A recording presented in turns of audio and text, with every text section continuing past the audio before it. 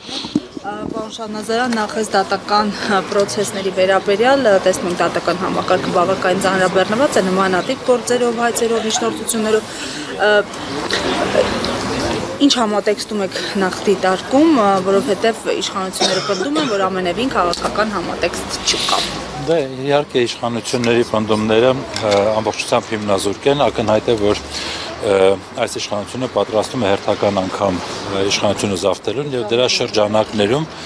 ըստ էության նրանք աշխատում են բոլոր այն ուժային կենտրոնների դեմ, ովքեր կարող են հասարակություն կոնսոլիդացնել, ովքեր կարող են իրական սպառնալիք դառնալ իրենց իշխանության համար։ Թիրախները ընտրված են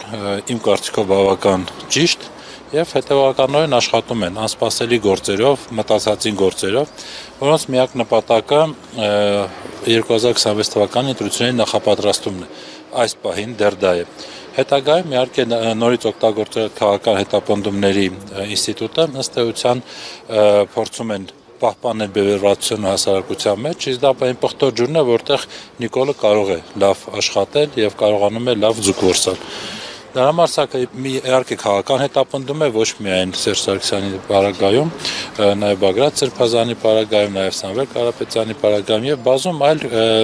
գործընթացներ, որոնց մենք ականատես ենք լինում, որոնց հիմքում իրավական ոչինչ չկա, հետեւաբար կարելի ասել դատարանները զբաղված են ոչ թե քրեական գործերով, այլ զբաղված են քաղաքական պատվեր կատարելով։ Պարոն Մելիքյանազարյան, տեսակ, որ ամեն դեպքում այսպիսի պրոցեսներով հնարավոր լինում է կասեցնել ընդդիմության տարբեր պրոցեսներ, տարբեր գործողություններ, ինչ անել, ինչպես եք տեսնում հեռանկարը, եթե Փաշինյանը իր թիմակիցները շարունակում են անզիջում պայքար մղել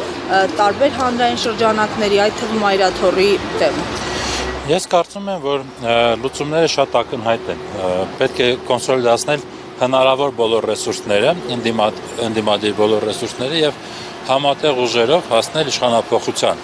Գործիքներ առաջադրված է եւ խորհրդարանում է իմպիչմենտը, այսինքն այլ տարբերակ չկա։ Հակառակ պարագայում մենք տեսնում ենք, որ իշխանությունը զբաղվում է ընտրություն կեղծելով, արդեն իսկ այսօր կեղծվում են այդ ընտրությունները, որովհետեւ այն ուժերը, որոնք պետք է նաեւ պատրաստեն, հիմա փաստացի դատարաններում են անդադ լինում եւ որևէ աշխատանք այդ ուղղությամբ արդյունավետ իրականացնելու հնարավորություն չկա, եւ չեմ ասում, որ այլ բազմաթիվ զարգացումներ, օրինակ ընդդիմադիր համայնքապետերի ձերբակալություններ, հետապնդումներ եւ այլն, ընտրություն է կեղծում։ Դրա համար իմպիչմենտը ակտուալ է, շատ ակտուալ է եւ ակտուալ է լինելու դեռ երկար ժամանակ։ Դրա համար ասում եմ, լուծումը միայն մեկն է, մենք չենք կարող անդադ այս դատարանի դիմացից մյուսը գնալ եւ այլն։ Պետք է կոնսոլիդացիա արվի, պետք է վերջապես այդ օրակարգը, որը արդեն միավորել է խորհրդարանական ընդդիմությանը, երկրորդ շունչը ստանա եւ ձևավորի փողոցային պայքար։ Այլ տարբերակ չկա։ Այս համատեքստում Փաշինյանը ընդդիմադիր տարբեր հայտարարություններին հակակշռում է սեփական օրակարգը, խաղաղության այսպես կոչված օրակարգը, օրերս էլ բարբերաբար տեսանք գրառումներով հայտնեցին, որ այդ խաղաղությունն արդեն եկել է ռուսական ցորենի տեսքով, շուտով ղազախական ցորենի տեսքով։ Հավատում եք այս խաղաղության տեսական լինելու, իրատեսական լինելու։ Նաև այն որ խաղաղություն չկա, սա միանշանակ է։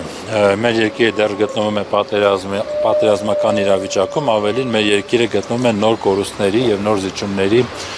նախաշեմին։ Վստահ եմ բոլորի համար գաղտնիք չեն բացի, որ կան դեռ տարածքային զիջումների հարցեր, օրակարգում, որը այսպես կոչված սահմանազատման գործընթացի տեսքով պետք է իրականացվեն։ Ակտուալ է Զանգեզուրի միջանցքի հարցը, որը փորձում են այլ անվան փաթեթավորել եւ վաճառել Հայաստան եւ ի վերջո մենք տեսնում ենք, որ հանցագործները, մեր ժողովրդի հանդեպ հանցագործություն իրականացրած ադրբեջանցիները, նրանք ովքեր բլոկադայի են ենթարկել Արցախը եւ սովամահ փորձել անել մեր հայրենակիցներին, նաեւ ինչ որ չափով հաջողությունների հասել այդ ճանապարհով, այսօր նրանք ամենաբարձր մակարդակով ընդունելության են արժանանում Հայաստանում։ Հիմա ես որ խաղաղության հավատամ, այն որ Ռուսաստանից ցորենը Ադրբեջանի տարածքով է գալիս, թե այն որ Հայաստանից ցորեն Արցախ հնարավոր չէ ուղարկել եւ դա անում էին նույն մարտիկ։ Ակնհայտ է, որ Ադրբեջանն ունի իր խնդիրները, իրենք հետևողականորեն գնում են այդ խնդիրները լուծելու ճանապարհով եւ այդ խնդիրները լուծում են ի հաշիվ եւ ի վնաս մեր անվտանգության։ Դրա համար դա խաղաղություն չի, դա մի բան է, որ այսօր փորձում են խաբելով ներկայացնել հանրության, այն հանրության, որը դավաճանվել է պատերազմում եւ օբյեկտիվ շատ պատճառներով այո ուզում է լսել խաղաղության մասին, ուզում է որ այդ դժոխքը անցյալում մնա, ինչի մեջով որ մենք անցանք դավաճանության պատճառով, եւ դա աշխատացում է որպես զուտ քարոզչական գործիք։ Իսկ իրական խաղաղության մասին խոսել չկա, իրականությունն այն է, ինչի մասին խոսում է Ալիևը ցավոք սրտի։ Այսինքն իրենց նպատակները, որպեսզի չլինի Սևան, լինի Գյուղջա, որպեսզի ադրբեջանցիները բնակվեն Հայաստանի Հանրապետության տարածքում եւ որպեսզի այն ինչ կմնա Հայաստանից, եթե ինչ որ բաներ մնա, ամբողջությամբ վերահսկելի եւ կառավարելի լինի Բաքվի կողմից։